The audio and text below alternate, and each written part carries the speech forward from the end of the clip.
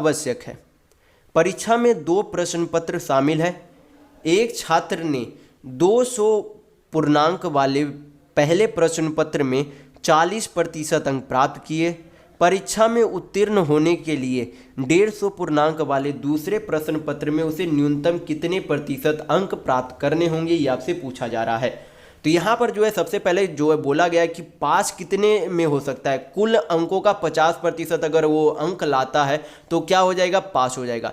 तो कुल कितना नंबर का, यहाँ पर 200 नंबर का एक प्रश्न पत्र है, यहाँ पर आपका 150 नंबर का एक प्रश्न पत्र है, यानी कि टोटल कितने नंबर का प्रश्न पत्र है, तो 200 प्लस 150 यानी कि 350 नंबर का प्रश्न पत्र है।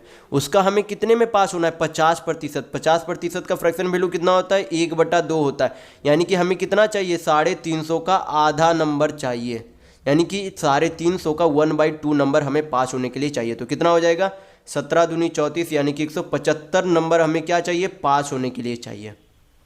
कितना नंबर, 175 नंबर। तो यहाँ पर जो है बोला गया कि पहले ये जो 200 वाले प्रश्न पत्र है उसमें से उसने 40% अंक क्या किया, उसने प्राप्त किया। तो 200 का 40% उसने अंक प्राप्त किया, तो कितना नंबर उसने प्राप्त किया, तो 200 का 40% कितना हो जाता है, 4 दूनी 8, यानी कि 80 नंबर उसने क्या किया, प्राप्त किया। इस 200 नंबर वाले में 40% यानी कि उसने 80 अंक प्राप्त किया। तो इसमें कुल अंकों में से पहले वाले प्रश्न पत्र का अंक माइनस कर देंगे तो हमें पता चल जाएगा कि उसे दूसरे वाले प्रश्न पत्र में कितना अंक लाना होगा। तो 175 माइनस 80 कर देंगे तो आपका कितना हो जाएगा, 80 दूनी 160, यानी कि 95 होगा। कितना होगा, 95। तो 95 नंबर किस में लाना है, इसे 150 वाले प्रश्न पत्र में लाना है। लेकिन हमें नंबर नहीं चाहिए, हमें चाहिए कि कितना प्रतिशत अंक लाना होगा। तो हमें तुलना किससे करना है, 150 वाले अंक से।